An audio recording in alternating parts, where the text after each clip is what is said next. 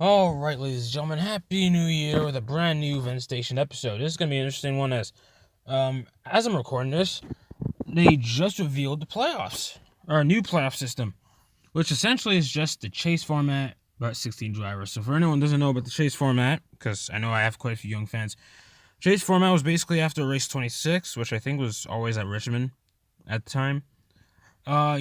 They have at the time the top 10 in the point standings would get a points reset, and there would be the top guys have like a bit of points advantage over whoever was 10th in the standings, and then from there it was a 10 race points battle for the title between those guys, while others tried to still try and get the best of the rest, because there was always compensation for those, right, for the guys outside the chase or playoffs in the modern sense. At some point, it extended the chase to 12 drivers, but it would be essentially be the top 10 best, and then plus two additional guys, but 11th and 12th would be whoever got the most wins, outside of the top 10 points, which is an interesting concept, but an interesting thing that they did. I don't say concept because they actually did it. And of course you have the modern platform. I'm not gonna get into it. We all know how it works. But essentially, I think it caught the tail. I pretty much got the tail end of it. But from my understanding, they've pretty much gone back to the chase bit. They've gone back to the chase, and what else? They've gone back. Okay, now I remember. They've gone back to the chase, and then they proceeded to. Wow, my brain just went off already.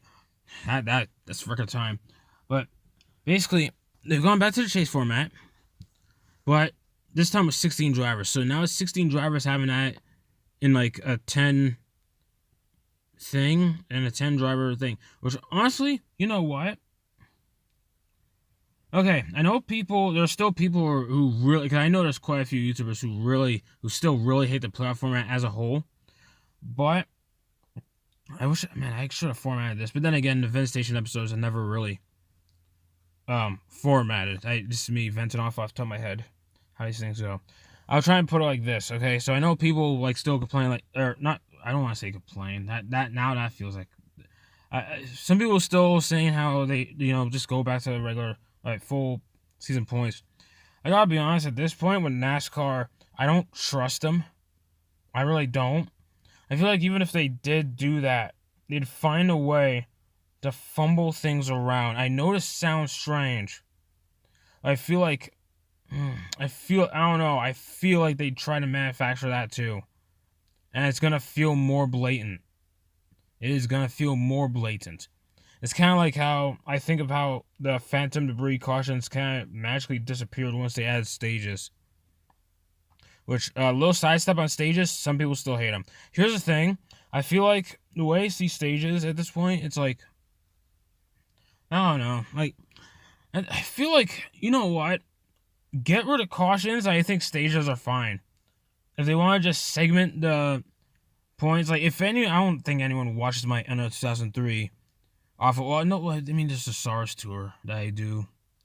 And my own version of Cash Car on NR 2003. On those, I have the top 5 at the halfway point of the race. They get bonus points. Though that's mainly because I don't give out bonus points for leading laps. I just don't have the time to keep track of all that.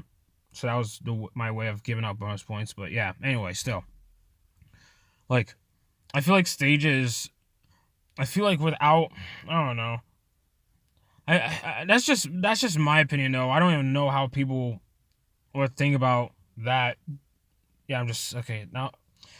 I started making no sense there. Sorry, but essentially, with stages, just for me, the way I see it, because just I'm just venting my opinions at the end of the day. Just get rid of the cautions, and I feel like stage points wouldn't be a problem. I think that's fine. Extra points. As for the playoff thing, why there's still... Okay, actually, now I think about it, I was about to say 16 still feels like too many, but then again, I realized 16 being too many was more of an issue of the knockout system. Because the weird thing is, they introduced the whole thing of 16 playoff drivers around the same time. Literally at the exact same time they had the whole knockout system, where they eliminate 4 drivers each round. Those two things happened at the exact same time in 2014, and 16 felt stupid mainly because the first 2 rounds were mainly the first round. It was just easy to know who'd be eliminated, hands down. It was always easy. It was always like a throwaway round. I think that's what made 16 so stupid for the playoffs, or the playoff system we'd been stuck seeing. And I don't know. And same goes for Xfinity and trucks, though. Not as bad. Not as bad. But still. As for 16 drivers with a chase system, I mean, you know what? I mean, I guess that opens more opportunity for guys to just get on a hot streak. Whoever's 15th in points, but it still feels weird because at the end of the day, I feel like, I don't know. It's do they not want? It's you see that. See, now this feels a bit dumb. Do they not want 14? Do they not want I don't get it. Do they not want 14? Do they not want more guys who are 17th or 18th in the standings still have a shot? I don't know. Now playoffs are really starting to confuse me. The more I sit and think about it, as I'm telling you guys about this, the more I think about it, it's starting to make even less sense to me. Why it'd be a thing. I guess I don't know why they want to close things up. Especially if you look at the non-playoff standings on Racing Reference, the past 4 years or so, the points are still fairly close. Actually, 2023, I think it was the 2023, the non-playoff standings just show William Byron and Denny Hamlin 8 points apart, and then the rest are pretty much out of it. But that's still a two-car battle. People are mixed on Byron. People hate Hamlin, but it's still a points battle. It's still a battle that's happening. That's a thing that a lot of people don't seem to understand. Is ever since the start of the Gen 7 era, looking at non-playoff standings, I know things would be different. I know drivers would drive differently. Things would turn out differently if there wasn't playoffs. Because certain things, how certain drivers do, it happens because whatever results they show in the non-playoff standings, it happened mainly through what drivers are doing with playoffs in mind. If that makes any sense. They weren't the way they were racing wasn't under the scope of just points in total. It was more of what to do to get to the next round. But still, even with that in mind, it still shows that there were still chances of there being close points battles. You know what I mean? Even when guys getting so many wins, Kyle Larson gained so many wins. Despite Larson getting 6 wins in 2024, it was still looking at the non-playoff standings for 2024, and Larson got taken out of. Larson missed out on the championship 4, despite winning 5 or 6 races. But yeah, the races that's the funny thing. Despite Larson pretty much dominating, somewhat, or at least it felt like it. I don't know. The playoffs just really throw you off at who is really doing something. It was still a 4-driver points battle. When you look at the final non-playoff standings for 2024, which by the way, Joey Logano is nowhere near that. He's 12th in the standings, in the non-playoff standings. Little shout out to Bubba Wallace. He's 13th. No, Logano's 11th. Bubba Wallace 12th. I really hope I'm not messing that up. I literally just looked this up. But the point is, we're still getting points battles in the Gen 7 era.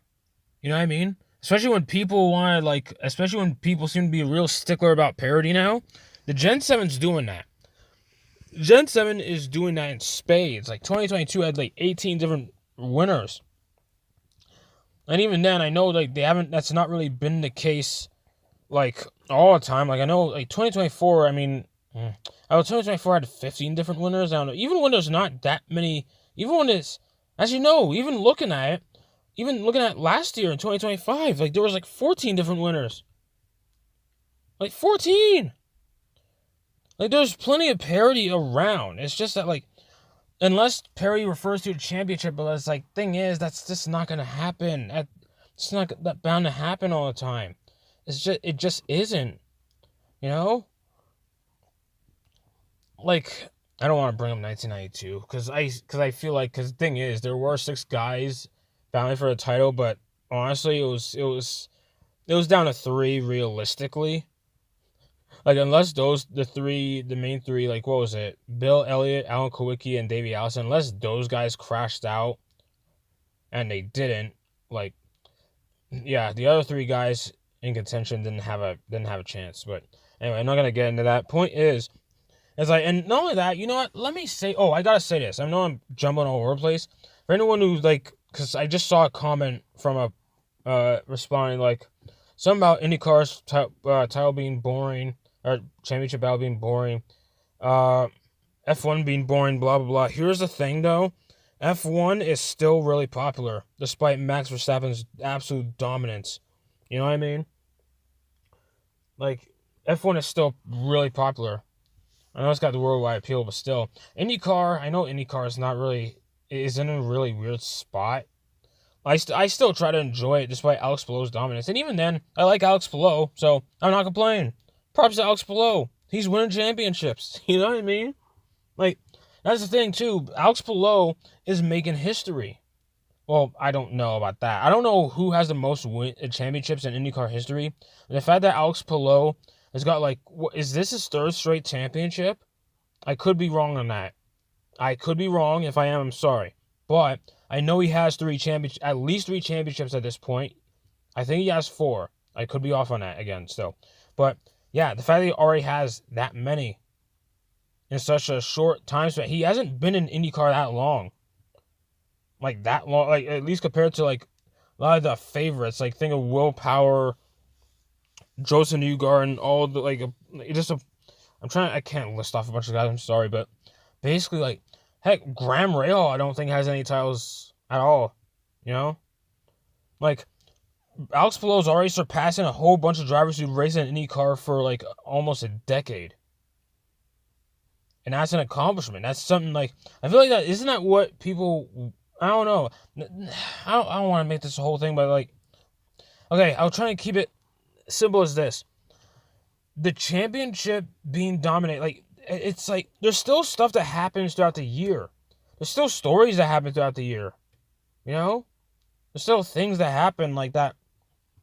Still, like, throw wrenches or make things more interesting, like, over the year. Like, it's not like, no, I'm stuck in deep in thought trying to really think about examples, but just watch, I don't know, just look at certain videos talking about certain years, or just look up certain stories. You will see there's always something happening with a certain driver, especially for people who follow their favorite drivers. There's always something that's bound to happen. You know what I mean? Or like, that's the thing. People, like, you know, especially when people like looking for the drama. There's always, if you look far enough, there's a lot of, you find plenty of, like, stories going on to keep you going. You know what I mean? 2022, this is the best example. This was the season that really won me over when it came to Ross Chastain. The shenanigans that went down with Hamlin. I know a lot of people don't like what Chastain was doing, but at the end of the day, it still made things intriguing seeing him take out Hamlin from his aggressive driving. Taking out Hamlin at Gateway. Hamlin's trying to get his get back while it's like 10 laps down later that race. Chastain taking off Chase Elliott in the same race. Chastain going on to take out Hamlin at, like, Atlanta. It was, you know, once again unintentional, but it was still funny. Some people pissed off or just over it. At the end of the day, that Chastain Hamlin drama, I know the wall ride thing happened at Martinsville, but aside from that, most of the Chastain Hamlin stuff had nothing to do with the playoffs. That's the thing. 2022, I still found really entertaining, especially throughout the summer, and it didn't have to do with the playoffs. The year could still be memorable. The year could still be fun, even if the champion just walks away with it with, like, 3 races to go. I feel like a lot of people don't seem to understand that. I feel like, I don't know who convinced who that, like, a close championship points battle could just make up a whole year. It really can't. Especially when it's manufactured like this, you know? Especially when it's manufactured like this. Because that's the thing. Here's a good example, too. If we're going to talk about, like, parity saving a series, championship. Here's the thing. Now, I know, like, certain people feel a certain way about Black Flags Matter and the stuff he done, whatever he did. But essentially, there's a video he made a few years ago. What was it? The Busch Series Championship Battle of 2003. There were 6 drivers in the battle, and it was a closer points battle than 1992. That's the thing. People talk about 1992 and how there were 6 title contenders there, and that was Richard Petty's last race, so also was Jeff Gordon's first race, and all of that. There was a lot of history done behind it. So if people talk about 1992 points battle, I think looking back, I might have to look this back properly, but I think the Busch Series Championship battle in 2003 was even closer and had the same amount of drivers, 6 drivers. But the thing is, and Black Flags Matter mentioned this at the end of the video, might as well just spoil how that video, and he said how what was the probable reason behind that battle not being as memorable was that a lot of guys peaked that year. So let me think about the 6 drivers from that year, actually. Brian Vickers, Jason Keller, Bobby Hamilton Jr., Ron Hornaday. Yeah, that Ron Hornaday, like Truck Series driver Ron Hornaday. That's 4. Scott Riggs, David Green. How many of you current NASCAR fans know who David Green is? I know, mainly because, you know, I don't know. I like looking at the older stuff. I somewhat grew up with the, anyway.